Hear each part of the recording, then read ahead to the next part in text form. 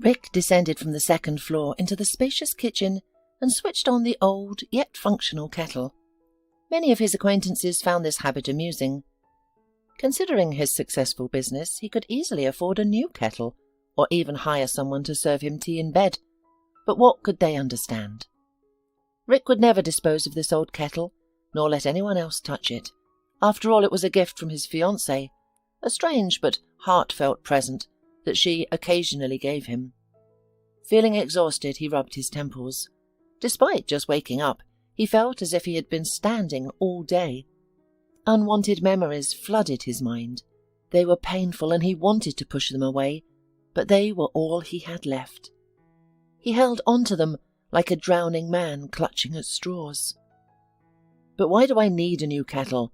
he asked grumpily back then. "The old one still works. If anything happens, I'll buy a new one myself. Carly, you don't need to give me anything." "Your old one doesn't work very well, it seems to me," she replied with a laugh. "Besides, this one looks much prettier. And about gifts, of course, I don't have to, but I want to." This was always the case.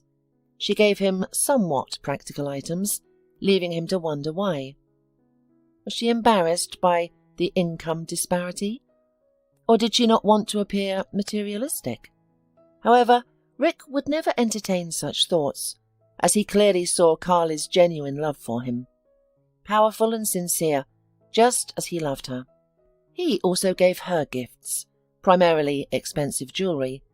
Carly accepted them with sincere delight, but she rarely wore them, perhaps only when she met him, and not every time. This puzzled Rick, but he didn't know how to handle it. Should he give her something different? But what? One day he asked her directly, "Carly, I get the feeling you're not happy with what I give. Maybe you want something else?" "Why are you dissatisfied?" she replied. "They're very nice." "Then why do you wear them so infrequently?" "I'm not sure," Carly said, wrinkling her nose. "I guess I'm just not used to them." "You'll have to get used to it," Rick said with a smile. However, apart from these small misunderstandings, their relationship was going just fine. They understood each other from half a word, and it was not just a beautiful expression, but their objective reality. At times, a single glance was all they needed to comprehend each other's thoughts. This level of understanding started from their first meeting. Carly stood at the station, pale and bewildered. People bustled around her, wrapped up in their own worlds. They passed by the forlorn girl, not out of indifference, but because she was not in the habit of expressing her emotions. Rick was in a foul mood that day. He had been conducting important negotiations outside the city and was on his way back when his car broke down unexpectedly. He called a repair crew, but he didn't have the opportunity to wait for them, let alone for them to fix everything. His next meeting was scheduled to start in just over an hour. He tried to hail a cab, but to no avail. There were no available cars nearby. Rick called several other companies, but the result was always the same. Either there were no cars nearby, or all the drivers were booked for the next few hours. He couldn't understand this sudden rush. It was the middle of the workday, a time when cab drivers usually lacked customers. Nevertheless, he needed to find a solution quickly. Upon reflection, he realized he had only one option: to take public transportation, specifically the fastest train. With a heavy sigh, he left his car for servicing and headed towards the nearest train station. His luck continued, as not all trains stopped at this station, but one was due in 5 minutes. If he had spent more time with his car, he would have missed it, with the next train only due in 3 hours. Rick walked up the platform and began to pace impatiently. He could already see his train in the distance. It looked tiny, like a toy, but with each moment it grew larger and more substantial. The loud horn, a signal of its impending arrival, was already audible. And then Rick momentarily glanced away from the train, his heart seeming to stutter and then race. He was certain He had never seen such a beautiful, yet sad girl. Almost unconsciously he approached her. "What's wrong?" "What makes you say that?" She lifted her gaze to meet his. There were no tears, but her eyes held a profound sadness, even despair, as if she wanted to ask for help but didn't dare. In an unexpected impulse, Rick took her hand. She didn't pull away, yet she didn't respond. Her hand hung limply in his. "I can tell by your eyes," he said, "and your posture. I'm sorry, but you seem troubled. May I help you?" "Unless you possess the art of teleportation," she replied sadly. "Alas, I don't. Otherwise I wouldn't be here." He sighed with a smile. "But perhaps there are more realistic ways to solve the problem. Tell me, and we'll think together about what can be done." "What's the to-do?" she asked, waving her hands confused. "I mistakenly left my train pass at home, and the next train isn't for another 3 hours. I can't retrieve it from home and be on time on that train. If I'm late for work, I'll be fired. The pass was in my wallet, so I can't even buy a single ticket." The girl looked at him, perplexed and possibly judgmental. She likely saw this as a serious problem, and did not expect laughter in response to her predicament, especially from the person who had just offered to help.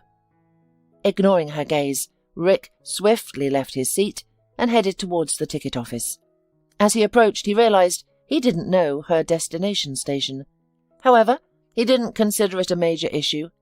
Handing the cashier a few bills, he bought a ticket to the final station.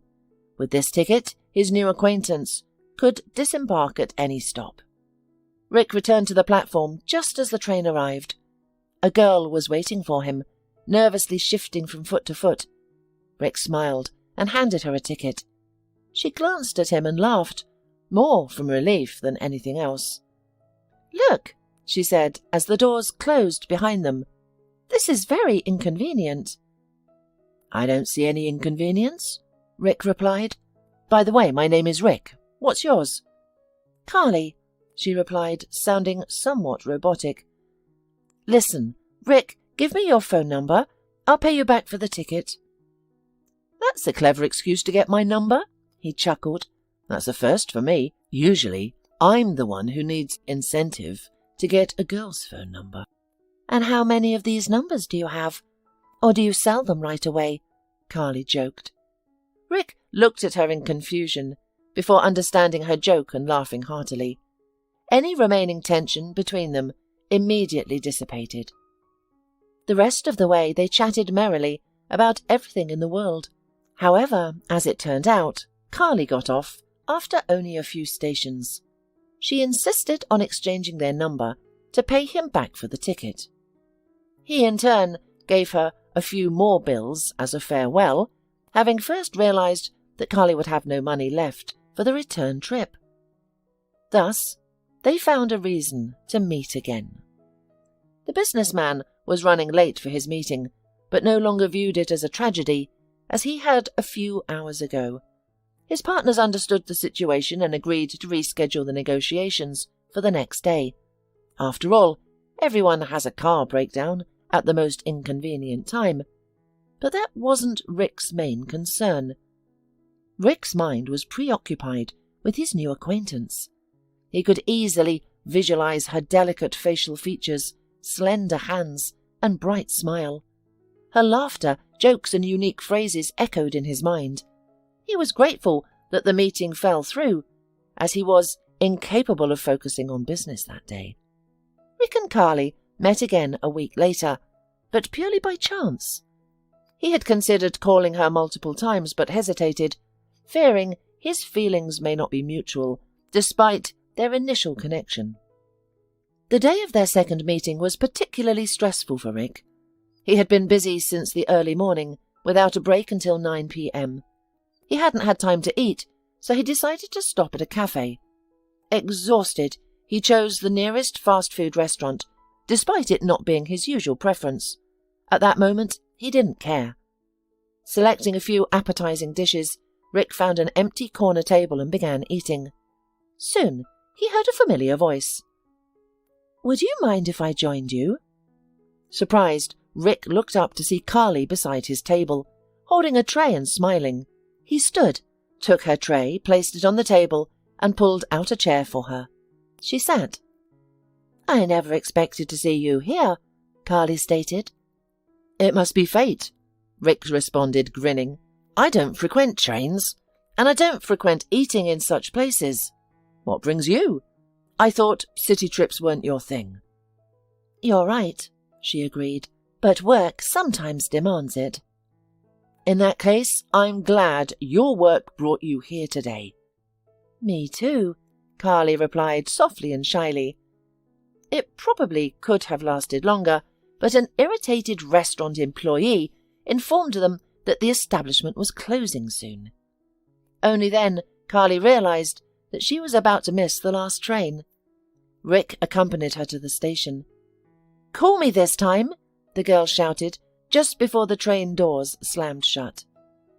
"By all means," Rick responded quietly. Although Carly couldn't see him, she didn't need to. She read his response not just from his lips, but from his eyes, and smiled. As the train sped away, Rick walked along the carriage, waving to Carly, who waved back. Perhaps in that moment they both understood they had become a real couple, with many months of unspoiled happiness ahead. The whistling kettle snapped Rick out of his fond memories and back into a harsh reality where Carly no longer existed. With a heavy sigh, he made some tea and retreated to his room with his mug.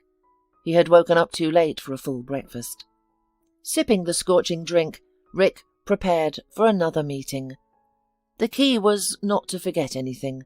Documents, money, cell phone. Dressing appropriately was crucial. Of late he had become forgetful, often leaving behind his tie or shirt. After confirming he had everything, Rick grabbed his keys off the hook and left his apartment. While passing his mailbox, he spotted something inside. Although surprised, he decided to check the contents later that evening. The mystery of the unexpected letter consumed him throughout the day. He was used to electronic mail, his mailbox usually filled with unimportant junk. However, the envelope he saw that morning appeared to be a proper paper letter, leaving him curious about the sender. That day, Rick struggled to focus on his work. His usual concerns about partner meetings, routine tasks, and business development strategies were overshadowed by thoughts about the mysterious envelope. When he returned home, Rick headed straight for the mailbox. Upon opening the drawer with a key, Rick was surprised and somewhat fearful to see his hands trembling. After finally managing to unlock it, he pulled out a thick white envelope. He was utterly stunned to see the signature. "To Favorite Tiger, from a Panda." How could this be? He spent a few seconds staring at the inscription, unable to look away. Had he ever seen Carly's handwriting, it might have been easier for him. However, they had only corresponded via text messages.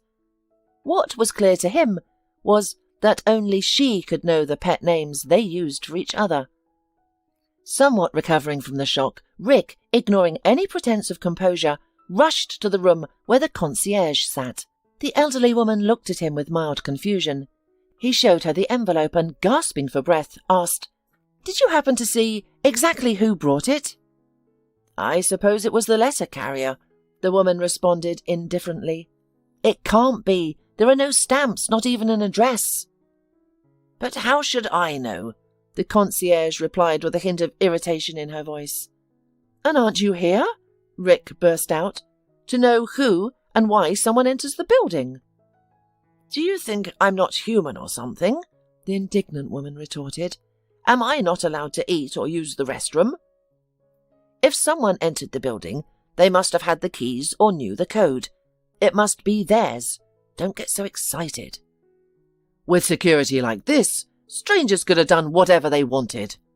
Rick snorted and left, having the last word. As he rode the elevator, he felt resentment. This feeling overwhelmed him so much that he temporarily forgot about the envelope.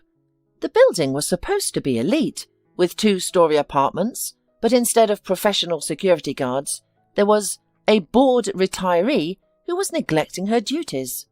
But this feeling of resentment only lasted until his eyes fell on the inscription again. His heart yearned, wishing to believe that it was indeed written by Carly, though his mind protested that it was impossible. Rick couldn't find any other hints, no matter how meticulously he examined the envelope. He was too terrified to open it. He vividly recalled the day he came back from an extended business trip overseas. Rick was thrilled, eager to share his happiness with Carly. The deal that prompted his trip had been successful, better than he had anticipated. His months away from home were not in vain. However, his only desire, at that moment, was to see his girlfriend as soon as possible.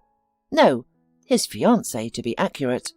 He had proposed to her just before he left, and their wedding was to occur soon after his return.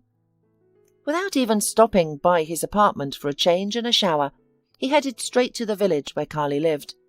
Rick knocked on her door for a while, but received no answer, which surprised him. Usually at this time Carly would be home. However, he didn't see any reason to be concerned. Perhaps she had gone to the store or was occupied elsewhere. Regretfully, he took out his cell phone because he had hoped to surprise her by showing up unannounced. He called Carly, but her phone was unreachable. This was alarming now. As far as Rick knew, she never turned her phone off and always monitored the battery level just in case. She wouldn't want to be unavailable if something happened to her or her loved ones. Growing more worried, Rick knocked on the door again, this time more forcefully. Still no one answered, and he could hear no movement within the house. On a whim, he tried the doorknob. It was locked. At this moment, an irritated voice rang out. "Well, why are you barging in? No one's there." Rick turned to find an elderly woman watching him from the road.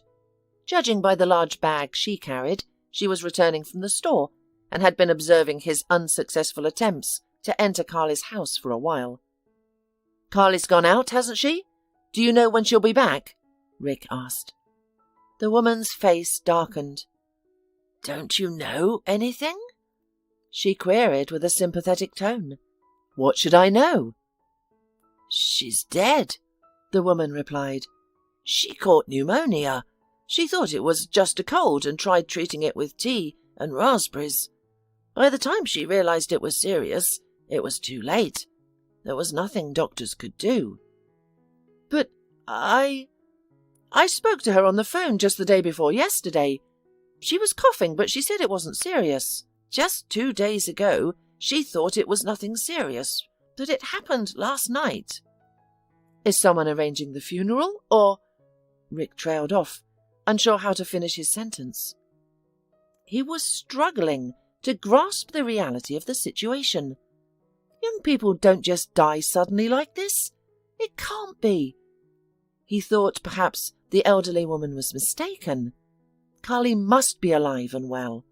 Maybe she had just gone somewhere. "As far as I know, Carly is an orphan, so ask her friend Natalie. She lives 2 houses down, in the one with the red roof," the woman explained. Rick sank to the ground, overwhelmed. Everything started to make sense. Carly was indeed an orphan, and had only one friend from her time in the orphanage, who lived in that very house. There were too many coincidences to keep believing that the old woman was confused. "Hey, don't die here yourself. There's no help around here," the elderly woman fretted. No, I'm all right," Rick mumbled weakly. "Ah, I see the kind of all right you are. What was our Carly to you? A girlfriend?" "She was my fiancée," replied Rick, vaguely conscious of his words. "I left for 2 months for work, and we were meant to marry on my return. I just came back and went straight to her. I wanted to surprise her." Then Rick slowly got up from the ground, and without dusting his expensive suit, he marched towards the friend's house. He needed to uncover the truth. Part of him still harboured hope that this was a massive misunderstanding, and Carly was alive and well. This time, his knock was promptly answered. Natalie, Carly's friend from the orphanage, stood at the door. She scrutinized Rick and asked with a touch of accusation, "So, you've finally arrived. Where were you when Carly needed help?" Rick crinkled his nose.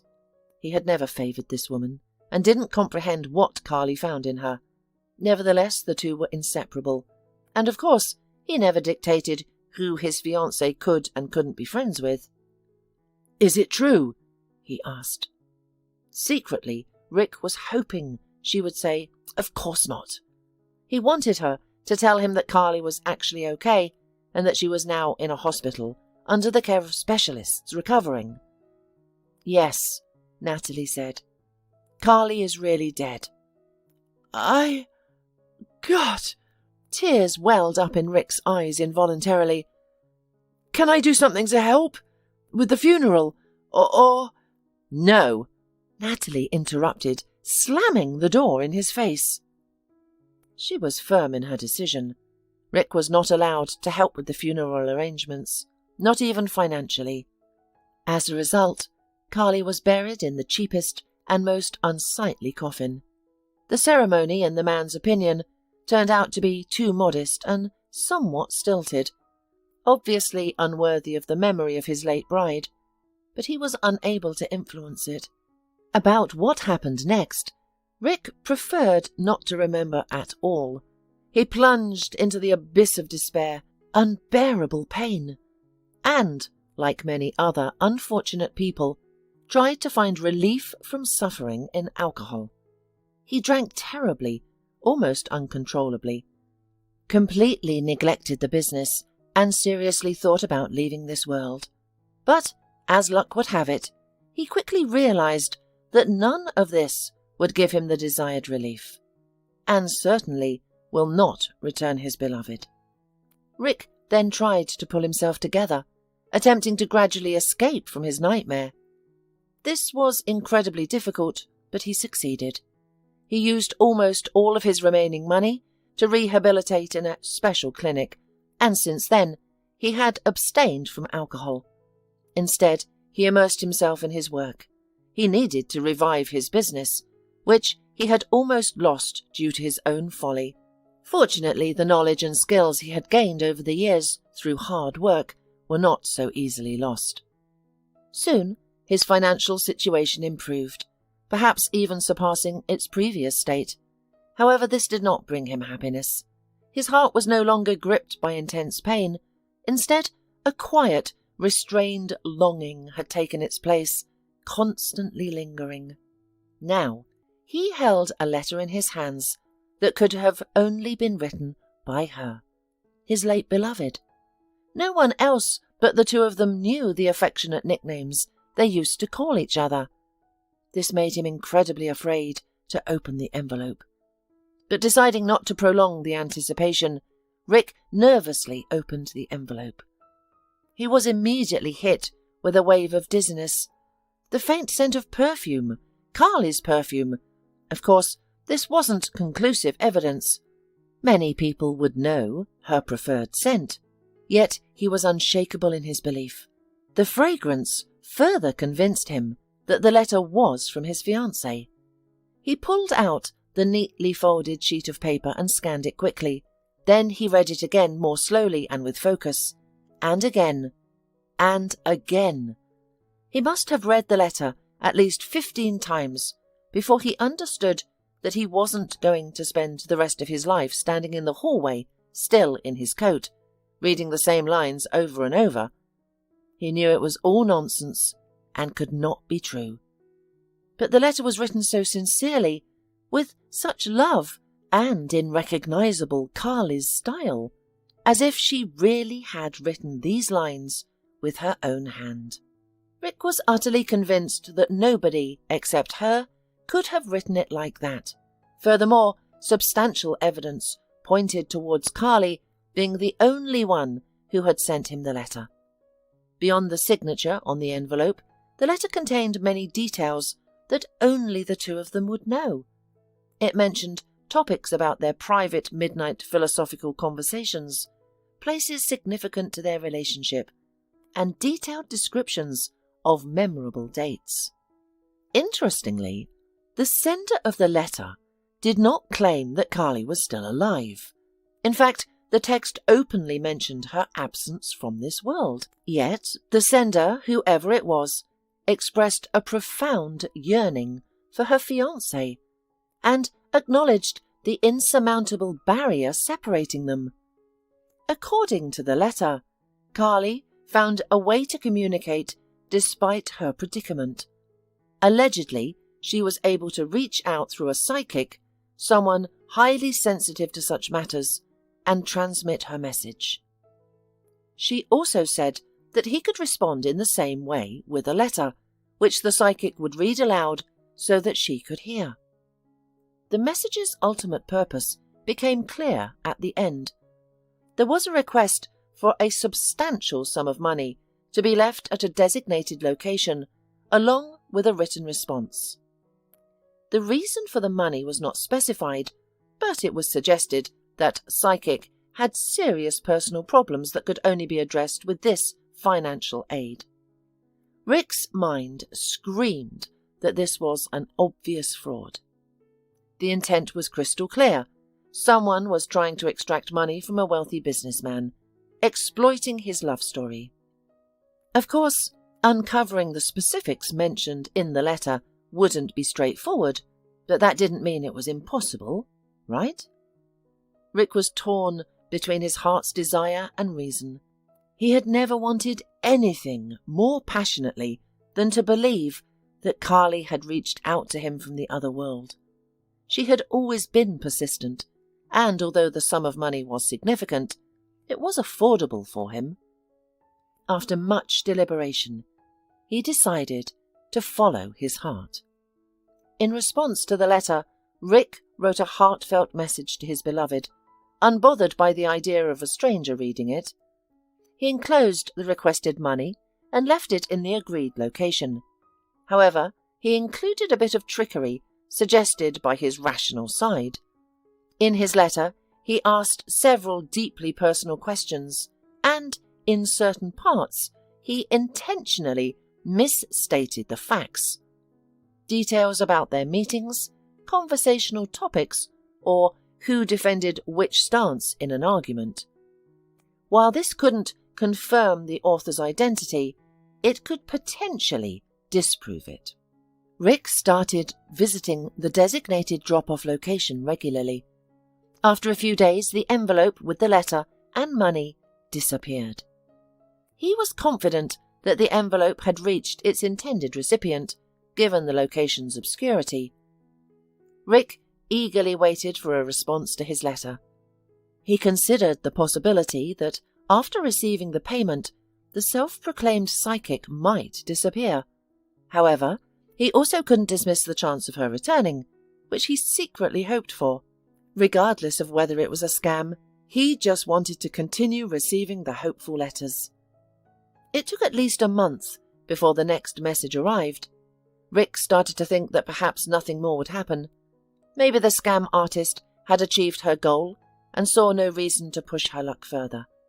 Or perhaps his trick with the questions in the letter had worked. However, one day he found another envelope in his mailbox, strikingly similar to the previous one. As before, the concierge claimed to have seen or heard nothing. But now, this didn't irritate Rick as much. He was more eager to dive into reading the letter. The letter didn't disappoint him. Carly confirmed that the money had been received and warmly thanked him for sending it. She also detected all the traps set in the message, answering all the questions accurately and pointing out the inconsistencies. She even scolded him for his lack of trust. This was what made him suspicious. Carly's challenging upbringing in an orphanage left an indelible mark on her, leading to a general sense of suspicion and mistrust. Suspicious was her second nature. However, she only let her guard down once when she met Rick. Therefore, given her nature, she likely wasn't surprised when he wanted to verify the authenticity of her letter. These letters, each ending with a barely noticeable request for money, started to ask for larger amounts each time. This time the letter ended with another unobtrusive request for some amount of money for the psychic, and this time the figure was even larger than last time. Despite Rick being able to afford it, he became increasingly uneasy. He resolved to uncover the sender's identity. Rick wrote another letter, enclosed the money, and took it to the specified place. This time quite different, at the opposite end of the city from the first. Just like the previous time, he hid the envelope and money well to ensure that only the intended recipient would find them. This was in the hands of not only the mysterious sender, but also Rick himself. After all, the one who gets the money will definitely be the person he is looking for. No one else would think to dig under the bushes, searching for the hidden hatch, surrounded by haphazardly strewn boards. Rick Maine's worry was time.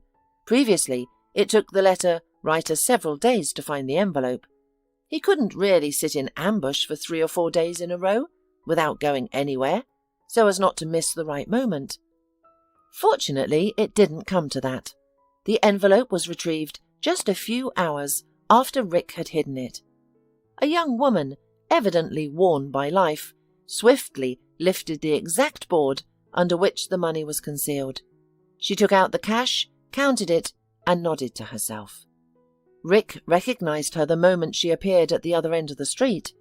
Initially, he had doubts about the coincidence, but when she went to the place where the envelope was hidden, his doubts completely vanished. It was Natalie, Carly's friend from the orphanage, and she was clearly the one extorting money from Rick. Realizing she was about to leave, Rick decisively emerged from the bushes where he'd been hiding. Seeing him, Natalie turned pale. Rick worried she might run away or call for help, claiming she was being attacked or robbed. It would be difficult to explain to bystanders what was actually happening. But Natalie, whether from fear or surprise, appeared rooted to the spot, watching as the man she'd been trying to deceive approached her. "Why all this charade with the letters?" he asked directly. "Rick, what a surprise! I didn't expect to see you." Natalie feigned innocence. "I just decided to take a walk." "Natalie, stop playing games," the man responded tiredly. "We both know you wrote to me pretending to be Carly and asked for money. It's a low move, but perhaps forgivable depending on why you did it." "I don't know what you're talking about," Natalie replied innocently, still clutching the envelope with the letter behind her back. "Well, suit yourself. If you don't want to talk to me, you can talk to the police. I believe I have enough power to hold you until they arrive. They'll definitely find your fingerprints on that envelope you're trying to hide, and on the 2 I have at home. Additionally, I suspect you need the money for a certain purpose. It won't be difficult to find out if you've suddenly acquired the exact amount of money you didn't have before. Shall I go on?" "Damn you, you miserable rich man!" Natalie suddenly shouted, pressed against the wall by his deductions. "It was your fault that Carly died. You were off on your business trips, not even bothering to worry about her illness. If you had been with her at that moment, you could have driven her to the hospital. And you thought it would be fitting to punish me with money for the death of my beloved woman?" he coldly inquired. Natalie's words hit him hard. He had often contemplated his role in the events and blamed himself for what had transpired. Perhaps he should have exercised more caution during their phone conversations. He should have urged her to see a doctor when he heard her cough. Or he could have cut his business trip short and rushed to see Carly. "And I decided that since you've been part of the loss of one of my loved ones, you could at least help prevent another one." Natalie's tone softened, sounding almost pitiful. "In what way?" he asked. "I have a son, Nick," she sobbed. "He's 3 years old and has a congenital heart defect. He needs constant treatment that is quite expensive. Ideally, he should have surgery so he can live a normal life in the future. Her husband provides no support. He's an alcoholic, but also a criminal. He never contributed to the family financially, and now he's in jail. I don't know how I ended up with such a man. But that's not important now. What's important is that Nick urgently needs money. That's when I thought of you. Carly shared many personal details about you with me. Please just try to understand the desperation of a mother about to lose her only child. I apologize if my actions upset you. I can understand your desperation. Rick sighed. What I don't understand is this charade with letters written in the name of a deceased person. Despite our differences, you could have approached me directly. How could I deny helping a sick child, especially knowing how much he meant to Carly? I don't know what came over me, Natalie admitted, pulling her hand from behind her back to reveal an envelope filled with money. Take this. I'll repay the money I've already spent, even if in small installments. Please don't go to the police. I understand if you do, but I'm pleading, not for myself, but for Nick. What will he do without me? No need. Rick resolutely pushed back her hand with the envelope. Take the money and use it to support your son. Tell me, how much money do you need in total? For surgery, rehabilitation, and whatever else there may be. I'll find it. We'll save your boy. Natalie wanted to say something, but a lump formed in her throat. She cried and threw herself on Rick's neck. Caught off guard, he awkwardly put one arm around her, unsure how to react. Eventually she calmed down and pulled away from him. As promised, Rick covered all costs associated with Nick's treatment.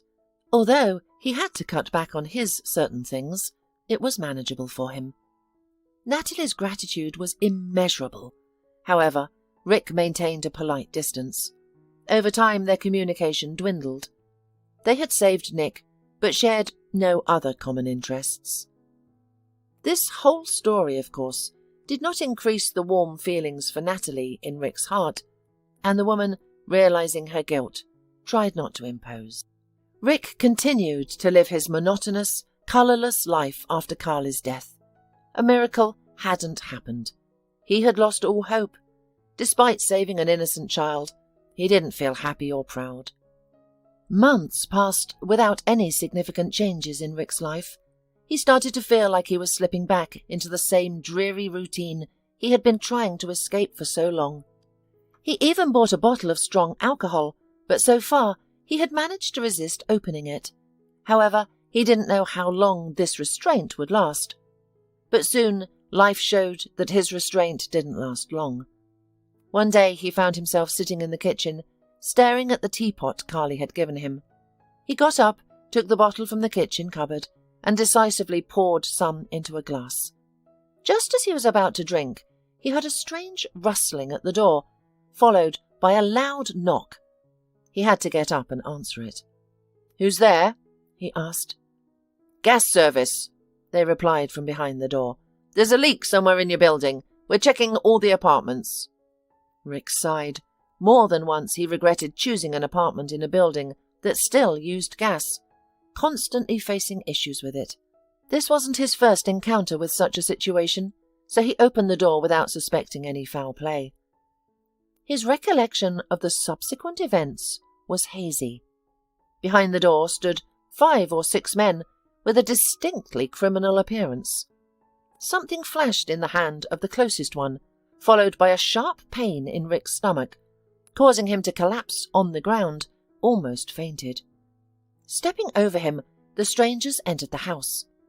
They hardly spent more than 10 minutes there, which seemed an eternity to Rick. After taking all the valuable things they could carry, they approached him again. Rick felt another attack of pain. Someone must have kicked him with a heavy boot. He didn't know where he found the strength to grit his teeth and remain silent. The only thing clear to him was that his silence was the key to his survival. He needed the thugs to think he was dead. And then a sudden thought occurred in Rick's mind. Just 15 minutes prior, he was indifferent about his own life. He had thought he wanted to die. But now he realized with clarity, no, I'm not ready for that. and clung desperately to life. "I think he's dead," a gruff voice from above him said. "That's great. Let's get out of here," replied a second voice, which belonged to someone who referred to himself as the gasman. They left. Meanwhile, Rick laid on the floor, contemplating his next move. Unsure how much time had passed since he'd been wounded, he knew he had to reach a phone and call an ambulance. As he lost consciousness multiple times, he tried to make sense of his fragmented reality. He crawled. When he awoke, he was in a hospital. His stomach ached, but overall he felt much improved compared to when he'd been struggling to reach the phone. His effort must have been successful, considering he was still alive. The man attempted to pull himself up on the bunk for a better view, but was immediately met with sharp, piercing pain. "Don't move," a quiet male voice commanded. "You've survived a major surgery. Your life is no longer in danger, but you need time to recover. Please, no sudden movements. It will make our job much easier." Rick's vision cleared as the painful fog lifted. He noticed a man in a white coat standing in the doorway, likely a doctor. "Did I call the ambulance?" he asked, struggling to move his tongue. "Yes," the doctor replied. "Fortunately, you were strong enough to do so before losing consciousness." "I think I lost consciousness earlier," Rick admitted weakly. "I don't remember making the call." "That's unsurprising given your condition," the doctor said. "But the circumstances of this case are quite unusual." "What do you mean?" "You see, something peculiar happened. A couple of hours after you were admitted, a man arrived. He looked like a gangster, the type you can identify just by their appearance. He persistently inquired about your condition, which was quite suspicious given your circumstances. But he insisted he wanted to assist you. Your condition was severe. You'd lost a lot of blood and needed a transfusion, but your blood type is very rare. It's impossible to obtain it quickly and in the required quantities. Simply put, we needed to find a donor. So I thought, what's there to lose? I informed the criminal, and he immediately offered to donate blood for you.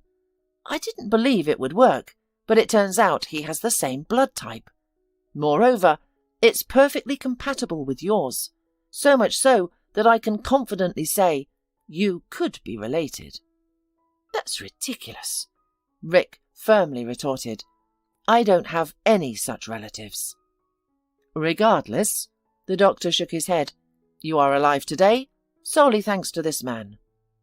"So, may I meet my saviour, or did he leave without waiting to see the results of his good deed?" "Well, he specifically wanted to talk to you, especially after I mentioned your possible kinship. Unfortunately, he didn't have the time. He was arrested right here in the hospital about 2 hours ago. Most strikingly, it was concerning the robbery at your apartment." Rick groaned and closed his eyes. He didn't understand anything, but it was clear that the doctor wouldn't be able to answer his numerous questions. "You need to rest," said the doctor. "Rest now, and I will come to see you in the evening." Rick didn't object. He could feel his strength fading and fell asleep almost immediately after the doctor closed the room's door. When he woke up, he found a person beside his bed whom he had never expected to see. Natalie was sitting on the chair next to him. Her face was even paler than when he had caught her holding the envelope. Noticing that he was awake, she smiled and asked, "How are you feeling?" "Fine," Rick replied habitually, trying not to wrinkle his nose too much. "There's something I have to tell you," she said firmly, tears welling up in her eyes. "All your troubles seem to arise because of me. First these letters, now this." "What do you mean?" Rick asked, confused. "What does the robbery of my apartment have to do with you?" "It wasn't me, but it was my husband." "But isn't he in jail? And as far as I know, he's supposed to be there for a long time." "Yes, but he was released due to an amnesty around the time you and I stopped talking. He saw that Nick was healthy and was happy, but soon started questioning where the money was coming from. I told him about you. That's when he got angry. He refused to believe that you were helping us just out of kindness. He accused me of infidelity and said he'd take revenge. So, he's the one who stabbed me? No, he didn't. I spoke to him recently, after his rearrest. It's true, he set these robbers on you and was part of a gang, but he didn't intend for you to be killed. He merely wanted to, as he put it, punish you. He wanted to hurt you financially, but the gang leader turned out to be a loose cannon, the kind that leaves no witnesses. Tucker couldn't intervene in time. All he could do was convince them that you were already dead, so they wouldn't harm you. And he also called an ambulance. Did he visit the hospital too? Yes, he did. He couldn't ignore his conscience. After all, you saved his son. So he decided to return the favour. He truly didn't want things to turn out this way. Rick was utterly confused. How could he and Natalie's husband be related? Almost like brothers. What could they possibly have in common? And what was he supposed to do now? If Tucker truly didn't intend to kill him, which seemed likely, it meant that Tucker's arrest was unjustified. Well, not entirely, but now they were charging him with a far more serious crime than he committed, and that was wholly wrong. Moreover, Rick felt a debt towards Tucker. After all, the man saved his life, and if Natalie's account was correct, he did so twice. Weary of these thoughts, Rick soon succumbed to sleep once more. It was clear that he couldn't do anything at that moment. His immediate focus had to be on recovery and leaving the hospital, and only then could he contemplate everything else. That's precisely what he did, aiming to recuperate as swiftly as possible. He didn't decline any medication and diligently adhered to all the doctor's instructions. His efforts paid off. Rick's health improved rapidly, allowing him to leave the hospital in 2 months, instead of the 6 initially predicted by the doctor. Upon his discharge, he first visited his parents. Carefully, he wanted to ask them if he possibly had a brother.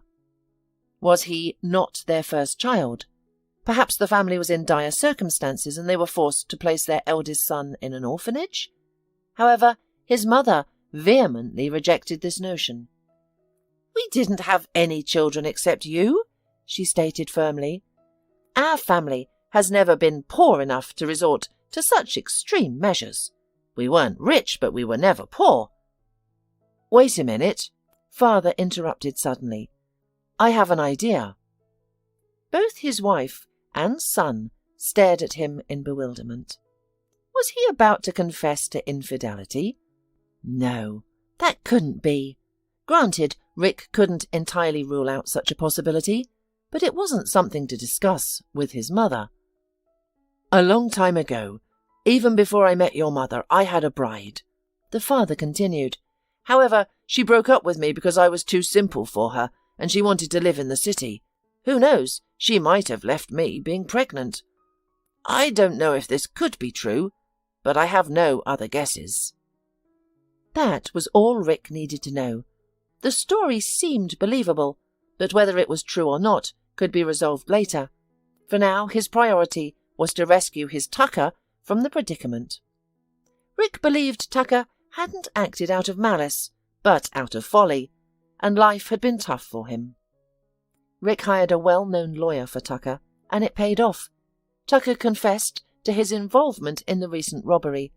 The court considered his lack of intent to kill and his efforts to make amends for the damage caused. Despite his criminal history, Tucker received a suspended sentence, while the rest of the culprits received lengthy prison sentences without the possibility of parole. Rick was pleased with the outcome.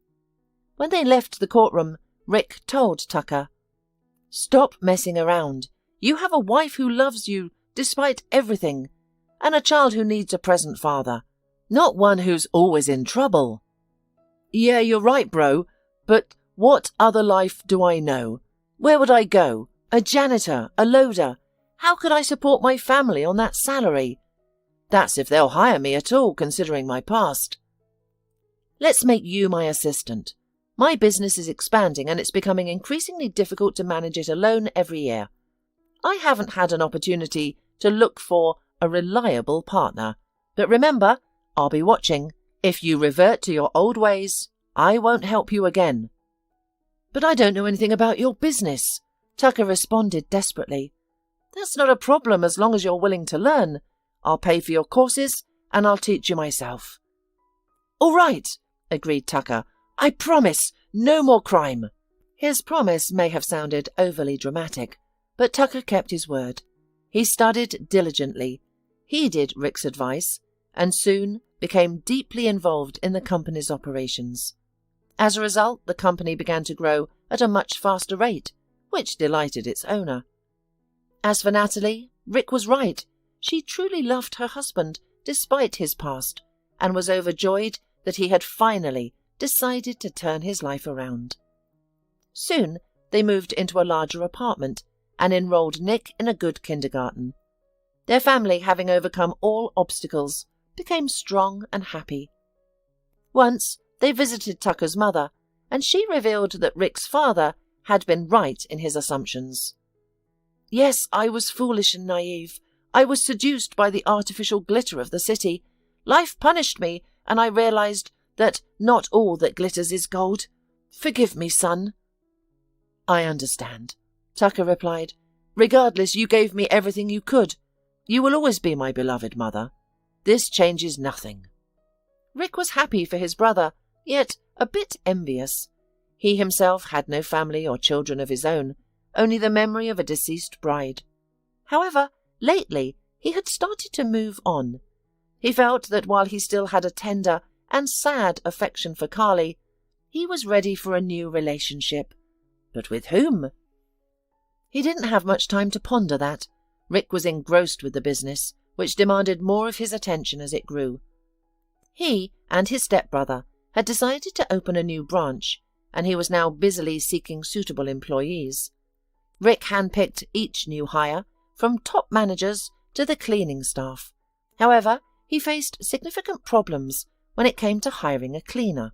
Rick understood that the position was not prestigious, but he did not anticipate the absolute lack of interest in it. Despite offering a decent salary for the role, only one candidate applied during the 2-month vacancy period.